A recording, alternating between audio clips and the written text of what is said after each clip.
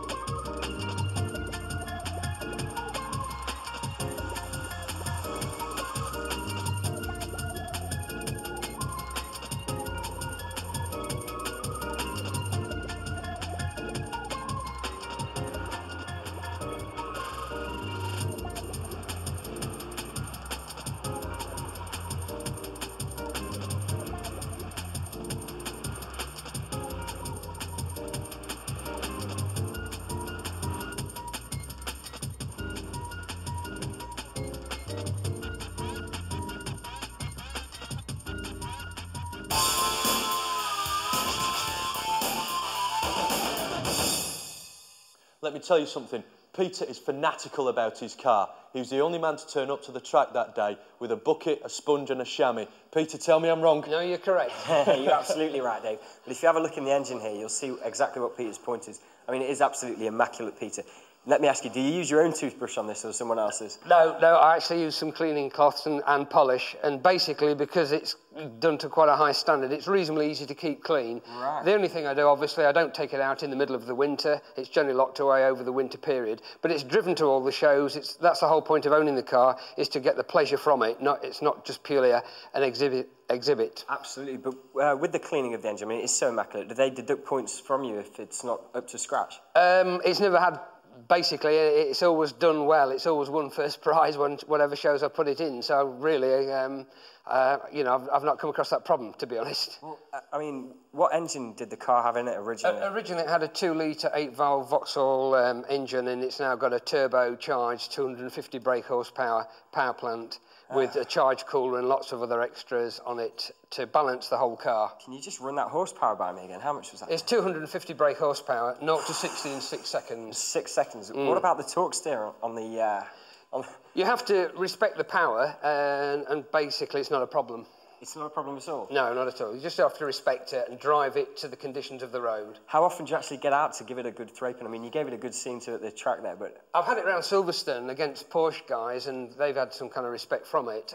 Yeah, I've used it in all sorts of locations, and I get a lot of pleasure from it. I bet. Did you have to go to like a lot of consultations to get the car in this condition? Yes, I've spoken to various specialist dealers throughout the UK and specialist tuning people, and used their excellent knowledge to get the right package, because we've spent a lot of serious time on this and serious money. And what kind of serious money? Well, in alterations alone, I've spent £17,500, and we haven't quite finished yet. £17,500? That's right. Oh my! So what does that make the value of the car now? Around the sort of £27,000 mark, but I've had one or two people after it, but I don't want to sell it. You're not going to sell it? No, wouldn't sell this. I mean, all the engraving in here, is that standard on this kind of equipment, or is it specially done? Some of it's special, some of it's standard. We're trying to keep the components so it's, you know, it's a Vauxhall sort of modified car, and I think we've achieved that result, including the interior trim has been made in Italian suede and English leather. I've noticed that. I mean, it's got the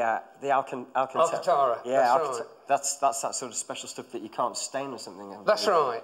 Yeah. And it's a good package. You know, everything is balanced, everything is matched. I mean, you couldn't call it greed, really, because you look after it so well. That's my pride and joy. It's serious money, but, you know, I've had a lot of pleasure. And it has got a massive following in the UK. When you go to various car shows, there's people come and see what alterations have been done to the car. So it has got a following. Even Vauxhalls, you know, acknowledge the quality of the car. Well, I believe they do. I mean, it's the only one that they're really interested in. But, I mean, if I just bring you back to the engine again, what is it about the 6 gears that's really grabbed you there? Basically, it's because you've got so much power here, you really do need the 6-speed to take the torque. So that's why we've had a Vauxhall 6-speed box fitted to the engine. Well, all this gearing thing goes completely over my head, but listen, Pete, thanks a lot for bringing the car. It's My pleasure. A blinding example. My pleasure. It really is lovely. Now, back to those gears. We've got H patterns, we've got sequential boxes. Don't mean anything to me, but there's one man it does mean something to, eh, Dave? That's our loopy professor here. Hello, children. Pistons back? Yes. Well, this week I've been asked to explain to you the advantages of a 6-speed gearbox over a 5-speed gearbox. And here, well, this is my gear lever. Well, sort of. Well, when you're driving along your favourite A-road and you've got your girl beside you, I know, and you've got your happening tunes blaring away, and you get the urge to give your car a bit of a caning, well, you're driving along and you're changing gear. Well, when you change gear, the engine has to adjust its revs to meet the new ratio, and you actually have a slight loss in performance, as when you change gear, you have a gap, obviously. The more gears that you have, well, the smaller the gap between the ratios, and therefore you lose less of your engine rev range, and you can keep it in that glorious power band. I know you like to keep them up there, don't you, eh? Well, that's how it works, and therefore 6-speed gearbox is obviously much better than a 5-speed gearbox. It brings back memories, driving along that A-road with Sandra beside me, Cliff in the shadows playing out the heavy skiffle. Oh, that got me going in my little Cortina. Hey, well, drive carefully, children. Bye-bye. That guy's totally off his head. Next time you see him, make sure you check his nostrils out. Well worth seeing. Right, coming up in part 2, we've got an absolute monster for you. It's big, it's fast, and it's silver. See you after the break.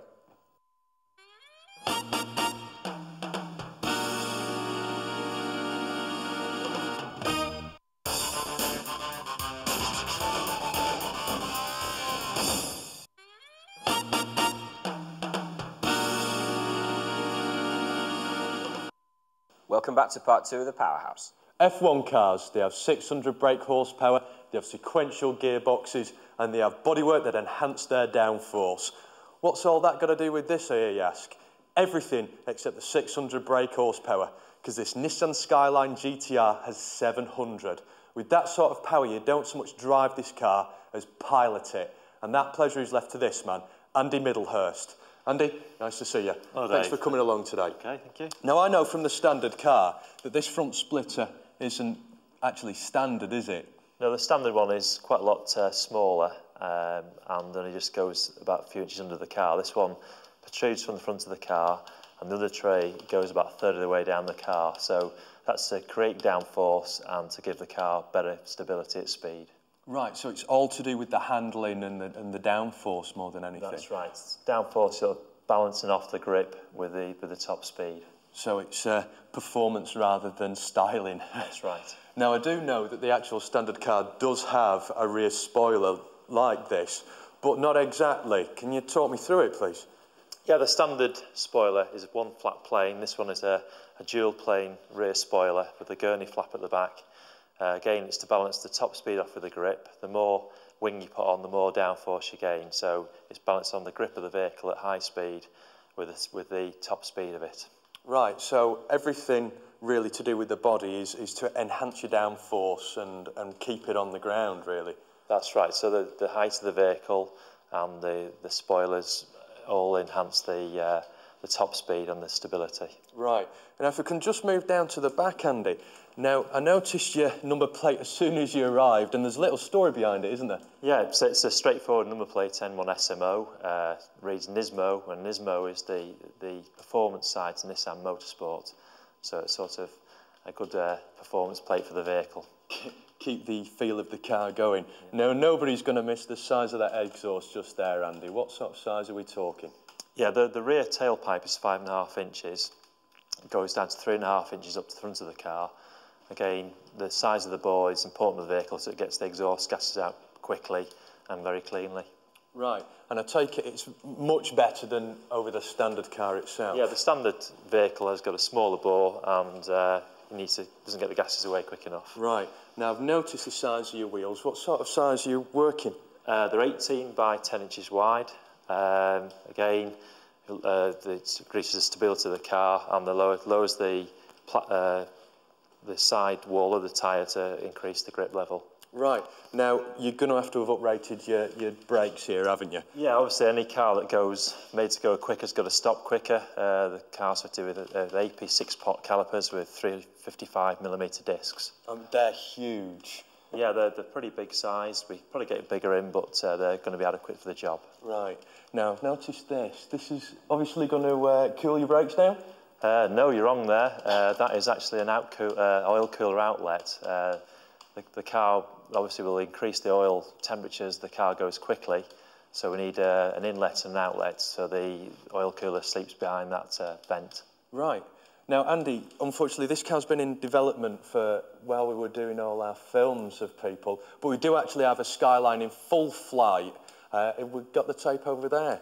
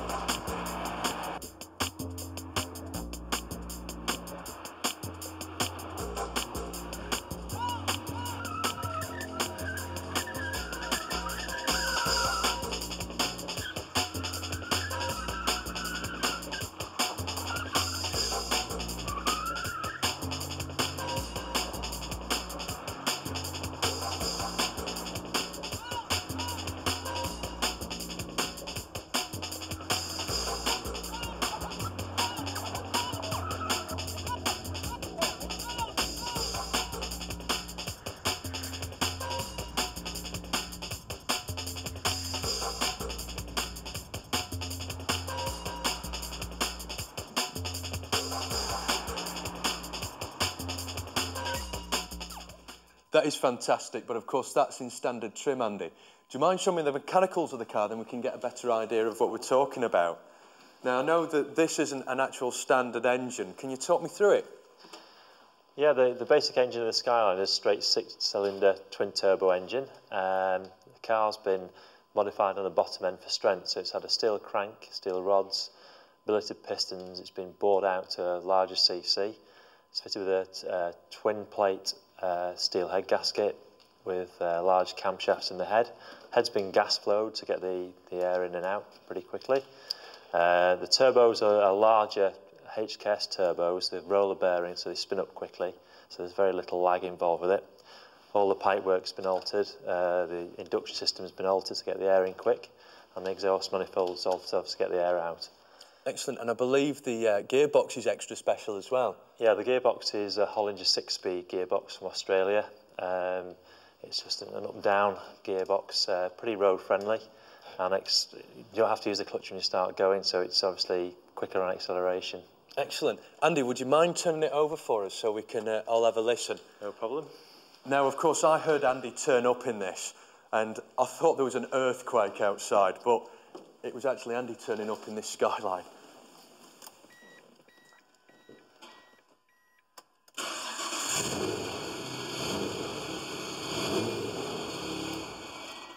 That's an absolute beast before we even start. Now, Andy, I believe you're going to try and break some records with this. Yeah, there's 8 UK speed records we're going to go for at Millbrook when the weather gets a bit better. Some are high-speed runs and some are acceleration runs, so got to get the RAC timekeepers down and go for it. Excellent. Well, I hope that we can come along and actually film you doing that. But in the meantime, Andy Middlehurst, thank you very much.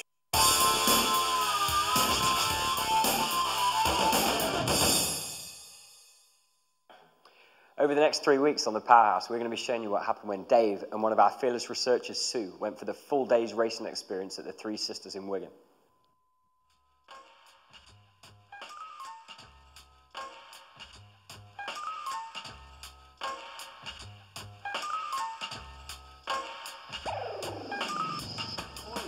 Morning. Welcome to Aintree Racing Driver School. You come to the school, I gather. If you'd like to go up there and see Anthony, he'll sort you some overalls out and then come back to me and sign on. Oh, thanks. Okay, as soon as you've finished getting yourself ready, if you'd like to make your way back across towards John will get you signed on and let's start your day. Cheers. Right, John, ready when you are. Right, would you like to come down here and sign on for me, please? Certainly. Do ladies first, if you'd like to sign our indemnity.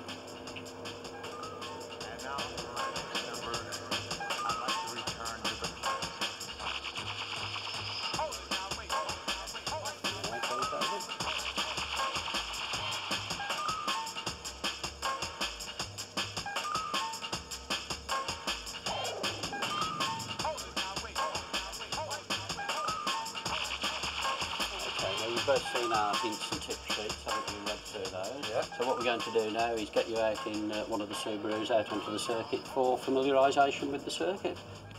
Okay then, David, what we're going to do is take you around for a few laps on the circuit now, and I'll explain the basic theories of driving a race car on a race circuit. We'll look at things that we want you to do. Probably more importantly, we'll look at things that we don't want you to do. Okay. Okay, so we're just going to do a lap first of all so you can see the circuit and find out where the corners go. Right. I wonder how Sue's doing. Okay, we're going to go off the circuit now. Raise your hand just to make sure any following drivers know that you're exiting the circuit. Okay. What we're going to do now, David, is go up into the classroom and we'll go through the briefing, covering all the hints and tips on driving, safety aspects of the day, all that kind of thing. As I say, next time when we come out here, you'll be in the driving seat.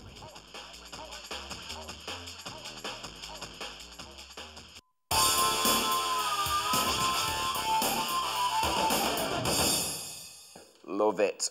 Right, now for a different perspective on modifying, so without further ado, straight into the two-wheeled arena with Lobo de Castro. Question time for all you car freaks. What is this? It's a Streetfighter, a type of bike which has been modified to look nowhere like the original.